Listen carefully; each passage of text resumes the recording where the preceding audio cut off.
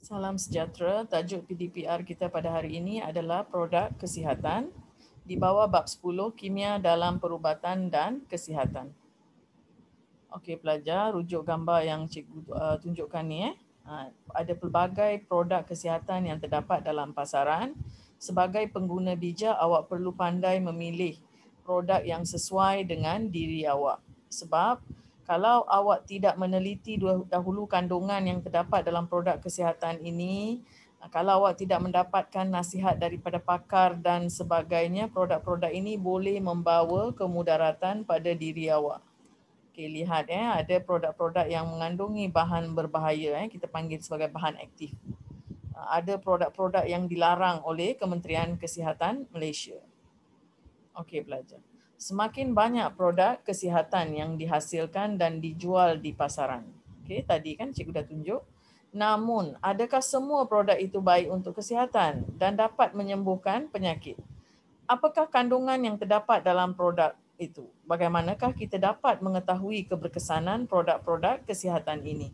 Awak tak jumpa doktor, awak tak jumpa pakar, awak terus dengar daripada pengalaman kawan-kawan awak, pengalaman ahli keluarga awak dan awak pergi beli produk-produk tanpa melihat dahulu kandungan dia. Ini semua boleh memberikan kesan yang bahaya pada diri awak kalau salah memilih produk.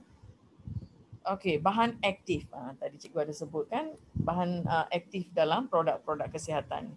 Semua produk kesihatan sama ada dalam bentuk pil, serbuk, lotion mengandungi bahan aktif yang memainkan peranan dalam memberikan kesan kepada pengguna produk. Apa maksud bahan aktif ni pelajar? Okey, lihat di sini Bahan aktif ialah komponen tertentu di dalam sesuatu produk yang mempunyai kesan terhadap penyembuhan atau pencegahan penyakit. Bahan aktif biasanya dia akan ada satu bahan aktif. Kalau ada dua atau tiga, kadang-kadang takut ada kesan adverse kita panggil kesan dia boleh membahayakan penggunanya. Jadi bahan aktif ni biasanya diletakkan di atas sekali. Contoh produk ni bahan aktif dia adalah vitamin C. Dan tujuan produk ini adalah antioksidan. Ni tujuan utama dia. Okey. Dia akan letak bahan aktif. Okey, bahan aktif akan memberikan kesan atau tujuan yang sama. Walaupun awak beli produk A, B, C, kalau bahan aktif dia adalah contohnya bahan X, dia punya kesan dia hampir sama walaupun dia jenama yang berbeza. Okey, kadang-kala dua atau lebih bahan aktif ni yang cikgu cakap tadi tidak boleh digunakan bersama. Kerana dia boleh menghasilkan kemudaratan kepada kesihatan. Okey, penggunaan produk kesihatan yang terdapat dalam pasaran. Kini permintaan terhadap produk kesihatan sangat tinggi dengan cara hidup zaman sekarang kita banyak mengamalkan produk-produk kesihatan.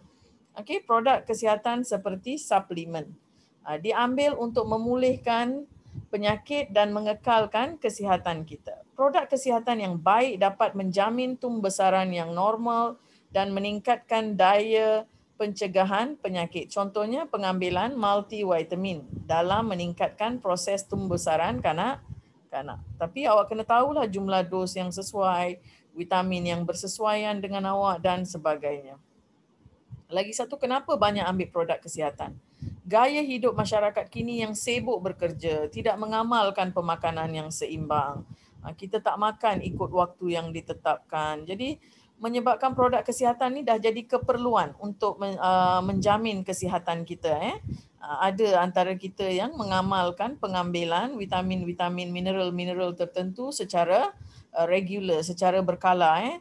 Hampir setiap hari mereka ambil produk-produk ini. Okey, contohnya pengambilan pil-pil vitamin menjadi pelengkap kepada amalan pemakanan yang tidak seimbang. Okey, namun orang ramai perlu lebih berhati-hati dalam memilih produk kesihatan yang sesuai. Oleh itu, kita perlulah mendapatkan nasihat daripada doktor perubatan dan sentiasa menyemak label terlebih dahulu sebelum membeli atau menggunakan produk kesihatan untuk mengelakkan kesan yang tidak diingini. Senang, perlu dapatkan nasihat daripada pakar perubatan, doktor perubatan. Okey, jom buat latihan. Okey pelajar, ada 2 soalan saja. Apakah yang dikatakan sebagai bahan aktif? Okey, back here. Okey, ini dia bahan aktif. Ialah komponen tertentu di dalam sesuatu produk yang mempunyai kesan terhadap penyembuhan atau pencegahan penyakit. Jawapan bagi soalan 1.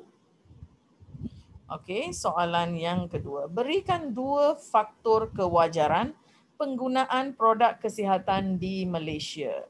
Okey, apa dia? Kenapa perlu mengambil kewajaran menggunakan produk kesihatan di Malaysia? Kenapa perlu ambil produk kesihatan? Okey, ini tadi kita dah bincang. Okey, kenapa ambil?